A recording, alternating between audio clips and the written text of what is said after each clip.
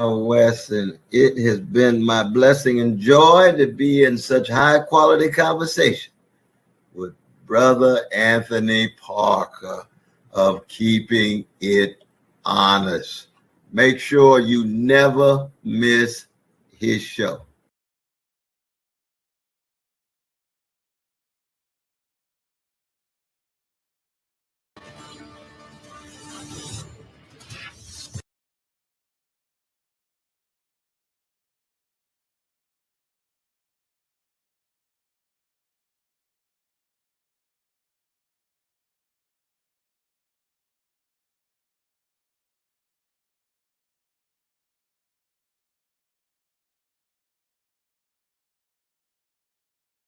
Wes, and it has been my blessing and joy to be in such high quality conversation with Brother Anthony Parker of Keeping It Honest.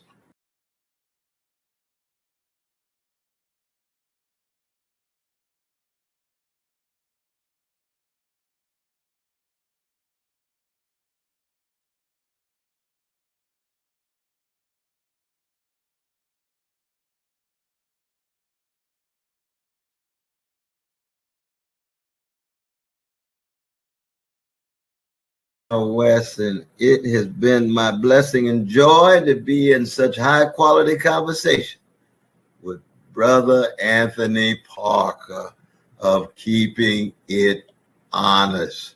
Make sure you never miss his show.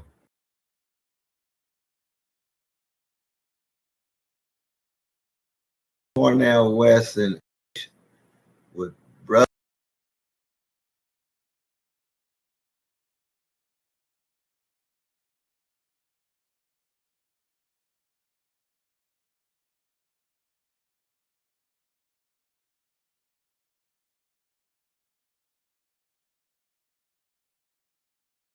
Wes, and it has been my blessing and joy to be in such high quality conversation with Brother Anthony Parker of Keeping It Honest.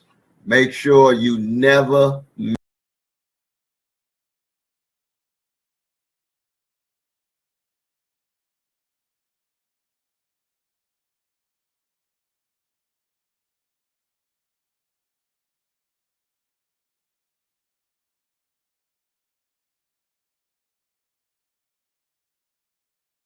Wes, and it has been my blessing and joy to be in such high quality conversation with Brother Anthony Parker of Keeping It Honest. Make sure you never miss his show.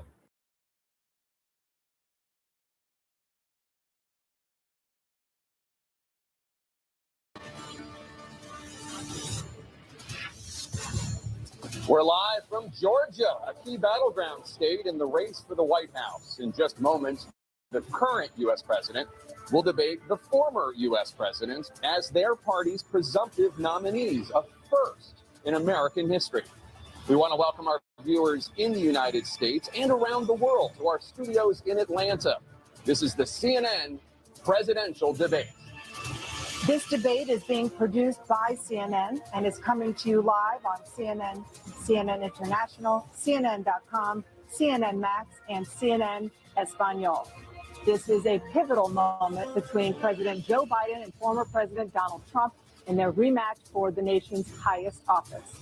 Each will make his case to the American people with just over 4 months until Election Day. Good evening, I'm Dana Bash, anchor of CNN's Inside Politics and co-anchor of State of the Union. I'm Jake Tapper, anchor of CNN's The Lead and co-anchor of State of the Union. Dana and I will co-moderate this evening. Our job is to facilitate a debate between the two candidates tonight. Before we introduce them, we want to share the rules of the debate with the audience at home. Former President Trump will be on the left side of the screen. President Biden will be appearing on the right. A coin toss determined their positions.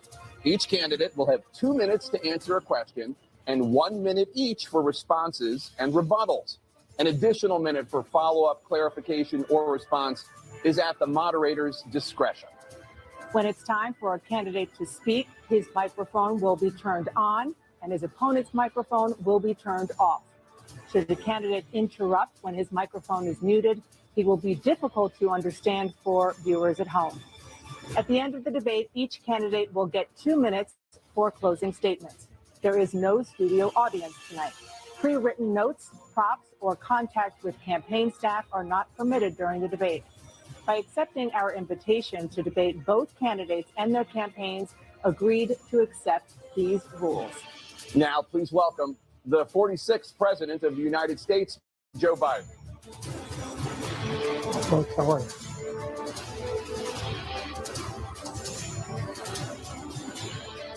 Great to be here. Thank you. And please welcome the 45th President of the United States, Donald Trump.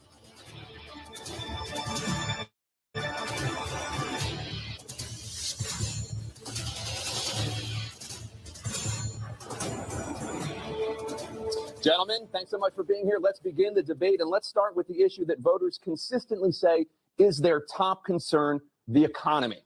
President Biden, inflation has slowed, but prices remain high. Since you took office, the price of essentials has increased. For example, a basket of groceries that cost $100 then now costs more than $120. And typical home prices have jumped more than 30%. What do you say to voters who feel they are worse off under your presidency than they were under President Trump? We got to take a look at what I was left when I became president, what Mr. Trump left me. We had an economy that was in free fall. The pandemic was so badly handled. Many people were dying. All he said was, it's not that serious. Just inject a little bleach in your arm. You'll be all right. The economy collapsed. There were no jobs. Unemployment rate rose to 15%. It was terrible. And so what we had to do is try to put things back together again. And that's exactly what we began to do. We created 15,000 new jobs. We brought out the position where we have 800,000 new manufacturing jobs. But there's more to be done. There's more to be done. Working class people are still in trouble. I come from Scranton, Pennsylvania. I come of a household where the kitchen table, if the things weren't able to be met during the month, it was a problem. Price of eggs, the price of gas, the price of housing, the price of a whole range of things. That's why I'm working so hard to make sure I deal with those problems. And we're going to make sure that we reduce the price of housing. We're going to make sure we build 2 million new units. We're going to make sure we cap rents so corporate greed can't take over. The combination of what was left with in corporate greed is the reason why we're in this problem right now. In addition to that, we're in a situation where if you take a look at all that was done in his administration, he didn't do much at all. By the time he left, things were in chaos, literally chaos. And so we put things back together. We created, I said, those jobs. We make sure we had a situation where we brought down the price of prescription drugs, which is a major issue for many people, to $15 for an insulin shot as opposed to $400. No senior has to pay more than $200 for any drug, all the drugs they can include beginning next year. And the situation is we're going to make that available to everybody, to all Americans. So we're working to bring down the price around the kitchen table, and that's what we're going to get done. Thank you. President Trump? We have the greatest economy in the history of our country. We have never done so well. Everybody was amazed by it. Other countries were copying us. We got hit with COVID. And when we did, we spent the money necessary so we wouldn't end up in a Great Depression, the likes of which we had in 1929. By the time we finished, so we did a great job. We got a lot of credit for the economy, a lot of credit for the military, and no wars and so many other things. Everything was rocking good. But the thing we never got the credit for, and we should have, is getting us out of that COVID mess. He created mandates that was a disaster for our country. But other than that, we had given them back a country where the stock market actually was higher than pre-COVID, and nobody thought that was even possible. The only jobs he created are for illegal immigrants and bounce back jobs, a bounce back from the COVID. He has not done a good job. He's done a poor job, and inflation's killing our country. It is absolutely killing us. Thank you. President Biden? Well, look, the greatest economy in the world, he's the only one who thinks that, I think. I don't know anybody else who thinks he had the greatest economy in the world. And, the fact of the matter is that we find ourselves in a situation where his economy, he rewarded the wealthy. He had the largest tax cut in American history, $2 trillion. He raised a deficit larger than any president has in any one term. He's the only president other than Herbert Hoover who's lost more jobs than he had when he began, since Herbert Hoover. The idea that he did something that was significant. And the military, you know, when he was president, they were still killing people in Afghanistan. He didn't do anything about that. When he was president, we were still found ourselves in a position where you had a notion that we were this safe country. The truth is, I'm the only president this century that doesn't have this decade, that doesn't any troops dying anywhere in the world like he did. President Trump, I want to follow up if I can. Am I allowed to respond to him? Well, I'm going to ask you a follow-up. You can do whatever you want with the minute that we give you. I want to follow up. You want to impose a 10% tariff on all goods coming into the U.S. How will you ensure that that doesn't drive prices even higher? It's not going to drive them higher. It's just going to cost countries that have been ripping us off for years, like China and many others, in all fairness to China. It's going to just force them to pay us a lot of money, reduce our deficit tremendously, and give us a lot of power for other things. But he made it the most tax cut in history. I also gave you the largest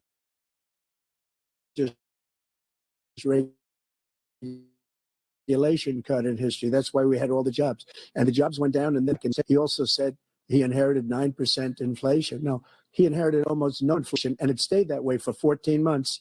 And then it blew up under his leadership because they spent money like a bunch of people that didn't know what they were doing, and they don't know what they were doing. It was the worst, probably the worst administration in history. There's never been. And as far as Afghanistan is concerned, getting out with dignity, with strength, with power, he got out. It was the most embarrassing day in the history of our country's life.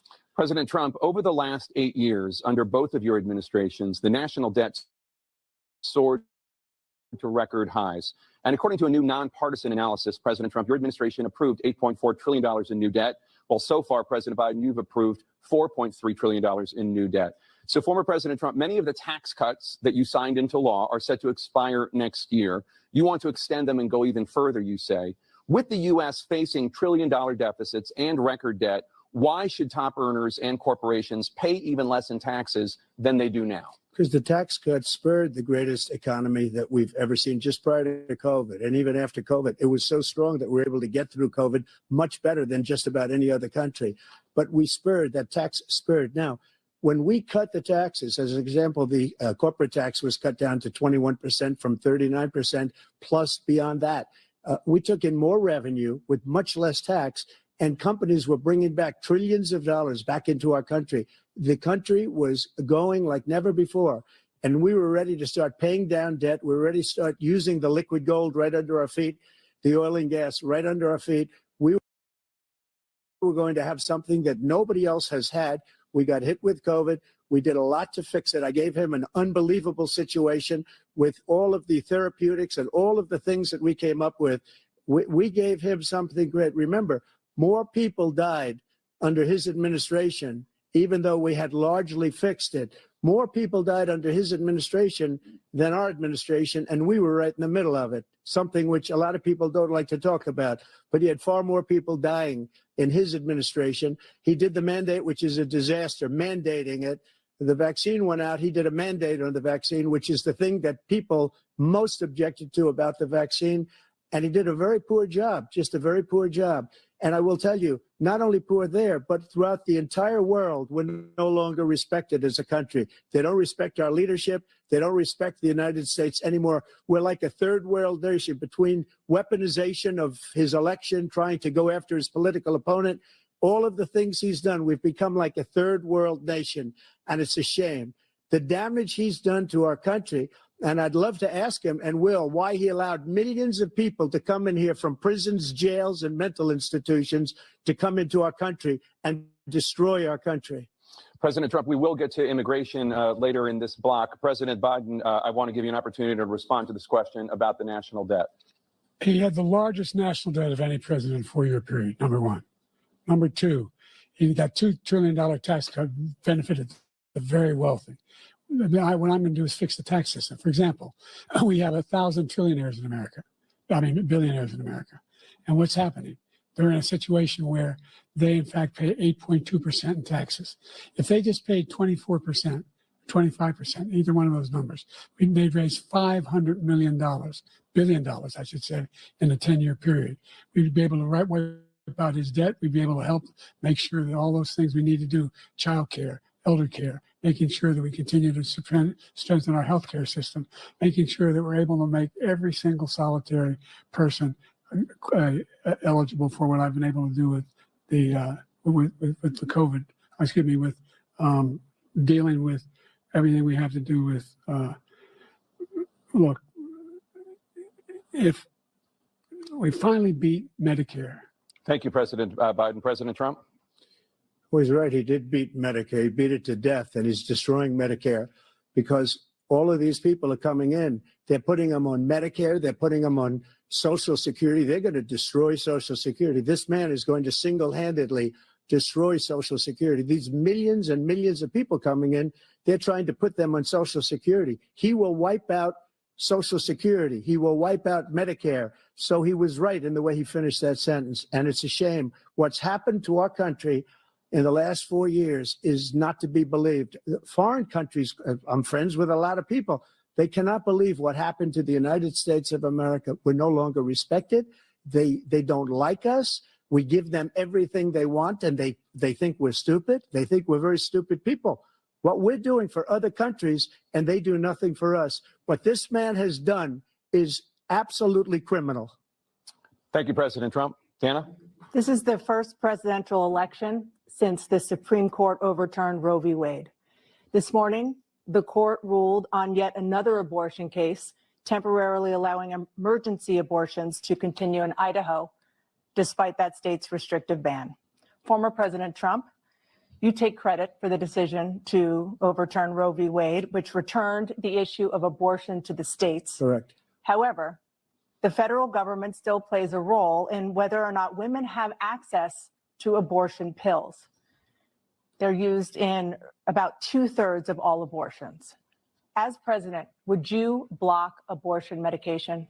First of all, the Supreme Court just approved the abortion bill, and I agree with their decision to have done that, and I will not block it.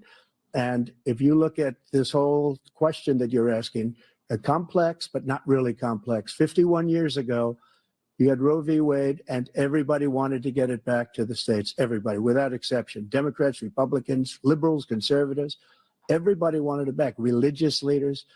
And what I did is I put 3 great Supreme Court justices on the court, and they happened to vote in favor of killing Roe v. Wade and moving it back to the states. This is something that everybody wanted. Now, 10 years ago or so, they started talking about how many weeks and how many this, getting into other things. But every legal scholar throughout the world, the most respected, wanted it brought back to the states. I did that.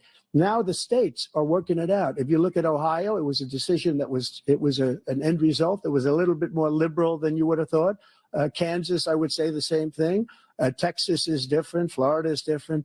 But they're all making their own decisions right now. And right now, the states control it. That's the vote of the people. Like Ronald Reagan, I believe in the exceptions. I am a person that believes.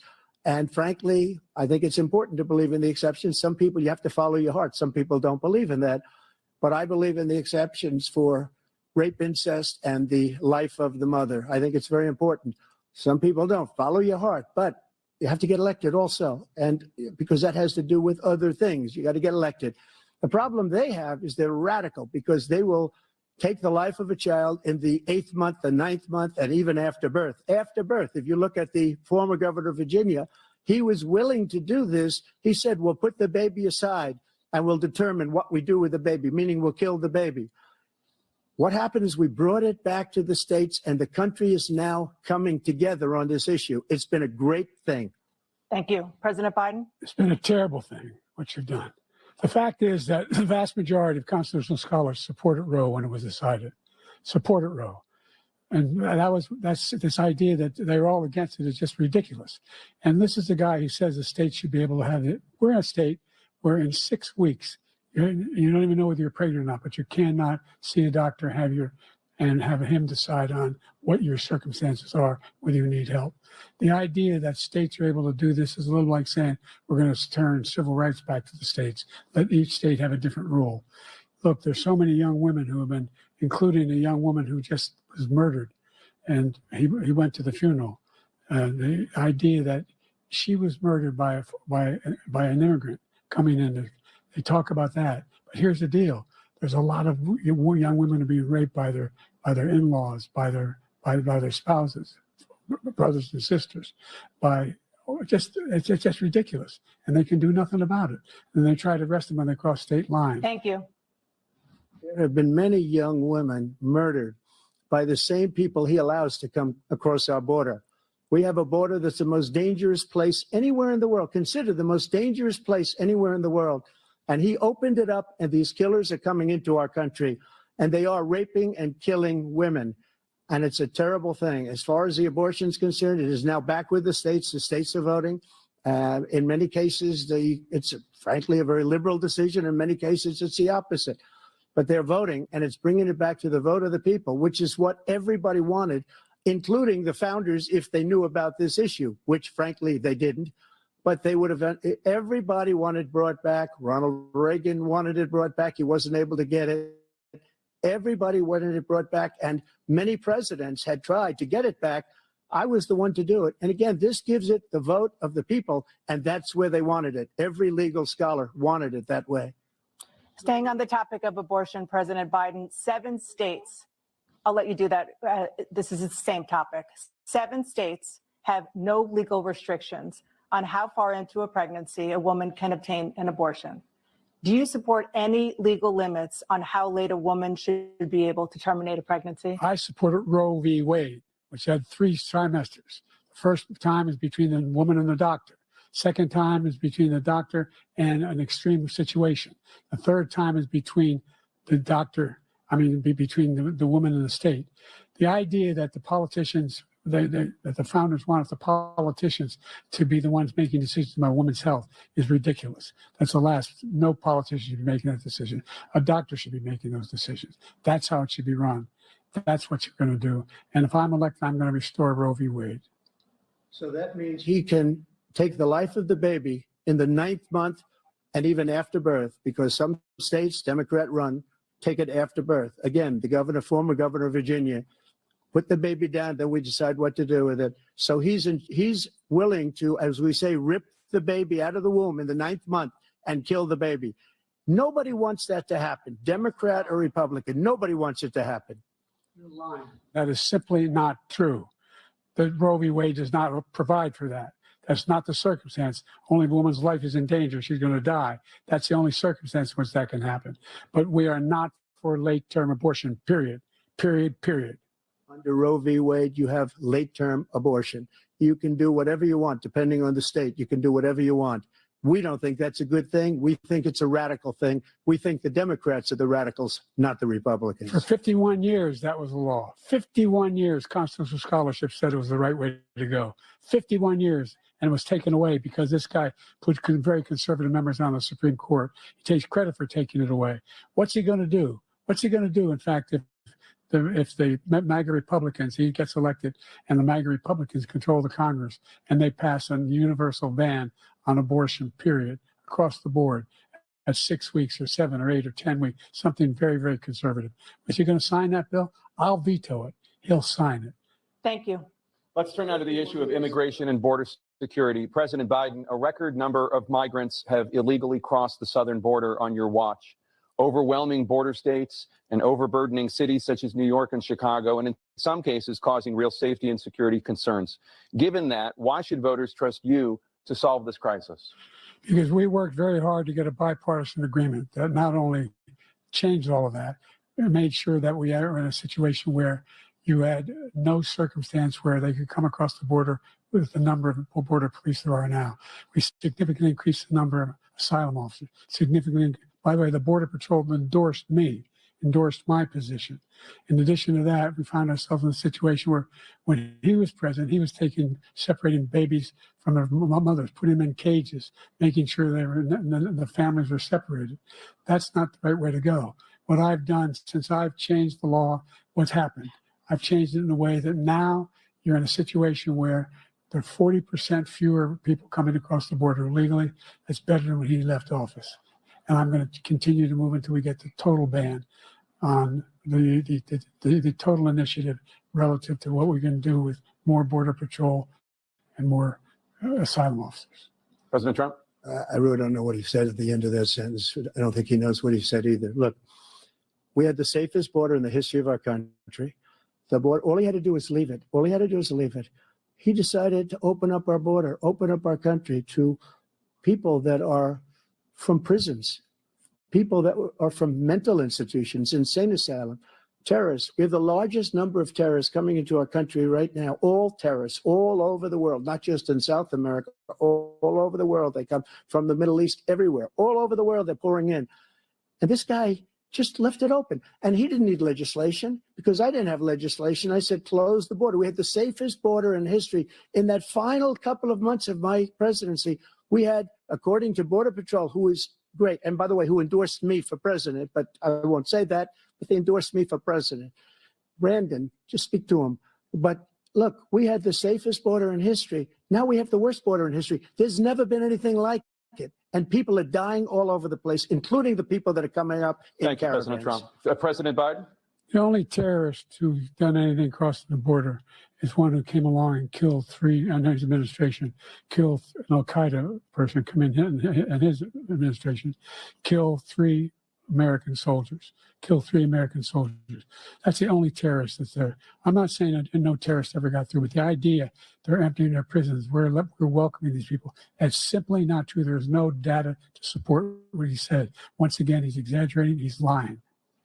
President Trump, staying on the topic of immigration, you've said that you're going to carry out, quote, the largest domestic deportation operation in American history, unquote.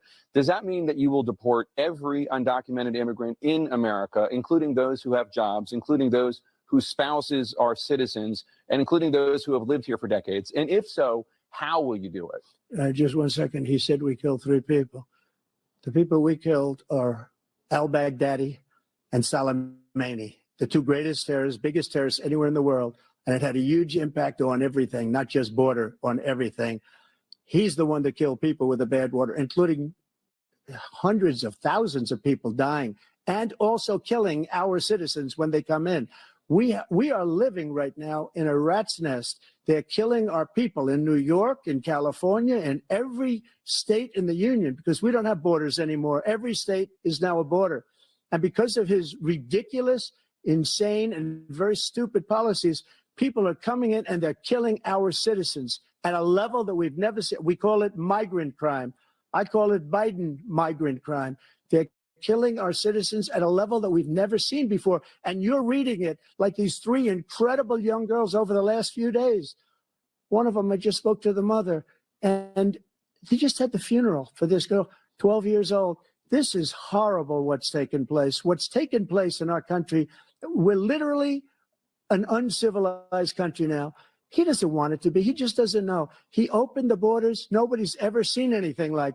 And we have to get a lot of these people out, and we have to get them out fast because they're going to destroy our country. Just take a look at where they're living. They're living in luxury hotels in New York City and other places. Our veterans are on the street. They're dying because he doesn't care about our veterans. He doesn't care. He doesn't like the military at all, and he doesn't care about our veterans. Nobody been worse. I had the highest approval rating for veterans taking care of the VA. He has the worst. He's gotten rid of all the things that I approved, choice that I got through Congress, all of the different things I approved, they abandoned. We had by far the highest, and now it's down in less than half because he's done all these great things that we did. And I think he did it just because I approved it, which is crazy. But he has killed so many people at our border by allowing all of these people to come in. And it's a very sad day in America. President Biden, you have the mic. Every single thing he said is a lie. Every single one. For example, veterans are a hell of a lot better off since I passed the PACT Act. 1 million of them now have insurance, and their families have it. Their families have it because what happened, whether it was Agent Orange or burn pits, they're all being covered now. And his group opposed that. We're also in a situation where we have great respect for veterans. My son spent a year in Iraq, living right next to one of those burn pits. came back with stage 4 glioblastoma. I was recently in France for D-Day, and I spoke all about those heroes that died. I went to the World War II cemetery, World War I cemetery he refused to go to. He was standing with his 4-star general, and he told me, he said, I don't want to go in there because they're a bunch of losers and suckers. My son was not a loser, was not a sucker. You're the sucker. You're the loser. President Trump? First of all, that was a made-up quote, suckers and losers. They made it up. It was in a third-rate magazine that's failing, like many of these magazines. He made that up. He put it in commercials. We've notified him. We had 19 people that said I didn't say it. And think of this. Who would say I'm at a cemetery or I'm talking about our veterans? Because nobody's taken better care. I'm so glad this came up and he brought it up. There's nobody that's taken better care of our soldiers than I have. To think that I would, in front of generals and others, say suckers and losers. We have 19 people that said it was never said by me. It was made up by him, just like Russia was made up, just like the 51 intelligence agents are made up, just like the new thing with the 16 economists are talking. It's the same thing. 51 intelligence agents said that the laptop was Russia disinformation. It wasn't. That came from his son, Hunter. It wasn't Russia disinformation. He made up the suckers and losers, so he should apologize to me right now. 4-star general standing to your side who was on your staff who said you said it, period. That's number one. And number two, the idea that I have to apologize to you for anything along the line. We've done more for veterans than any president has in American history. And they now are in their family. The only sacred obligation we have as a country is to care for our veterans when they come home and their families and equip them when they go to war. That's what we're doing. That's what the VA is doing now. They're doing more for veterans than ever before in our history. All right. Thank you so much. Let's move to the topic of foreign policy. I want to begin with Russia's war against Ukraine, which is now in its third year. Former President Trump, Russian President Vladimir Putin says he'll only end this war if Russia keeps the Ukrainian territory it has already claimed and Ukraine abandons its bid to join NATO. Are Putin's terms acceptable to you? First of all, our veterans and our soldiers can't stand this guy. They can't stand him. They think he's the worst commander-in-chief, if that's what you call him, that we've ever had. They can't stand him. So let's get that straight. And they like me more than just about any of them. And that's based on every single bit of information. As far as Russia and Ukraine, if we had a real president, the president that knew, that was respected by Putin, he would have never invaded Ukraine. A lot of people are dead right now, much more than people know. You know, they talk about numbers. You can double those numbers, maybe triple those numbers. He did nothing to stop it. In fact, I think he encouraged Russia from going in. I'll tell you what happened. He was so bad with Afghanistan. It was such a horrible embarrassment, most embarrassing moment in the history of our country, that when Putin watched that and he saw the incompetence, that he should have fired those generals, like I fired the one that you mentioned. And so he's got no love lost, but he should have fired those generals. No general got fired for the most embarrassing moment in the history of our country, Afghanistan, where we left billions of dollars of equipment behind. We lost 13 beautiful soldiers and 38 soldiers were obliterated. And by the way, we left people behind too. We left American citizens behind. When Putin saw that, he said, you know what? I think we're going to go in and maybe take this was his dream. I talked to him about it, his dream. The difference is he never would have invaded Ukraine, never. Just like Israel would have never been invaded in a million years by Hamas. You know why? Because Iran was broke with me. I wouldn't let anybody do business with them. They ran out of money. They were broke. They had no money for Hamas. They had no money for anything, no money for terror. That's why you had no terror at all during my administration. This place, the whole world is blowing up under him. President Biden? I've never heard so much malarkey in my whole life. Look,